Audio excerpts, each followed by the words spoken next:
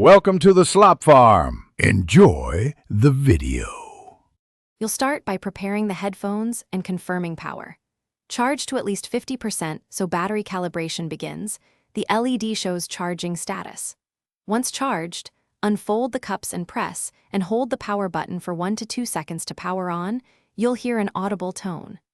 Open the Beats app on your phone to check firmware and enable features. Doing this now ensures active noise canceling and transparency behave predictably, and it speeds pairing when you move to the next step. You now pair and configure sound. Enable Bluetooth on your phone or computer and keep the device about 3 meters away to avoid drops. In your Bluetooth list, choose Beat Studio 3 and accept pairing. You'll hear a confirmation tone. Once connected, open the Beats app to toggle active noise canceling, transparency mode, and the EQ presets. Adjust to taste.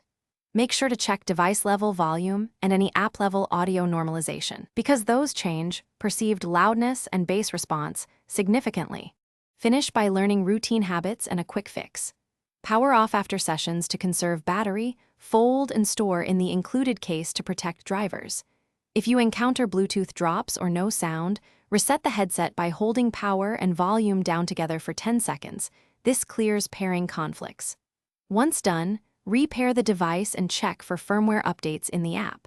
If problems persist, make sure the source device Bluetooth is updated and that no competing audio devices are connected. Thanks for watching. Consider subscribing if we helped you today.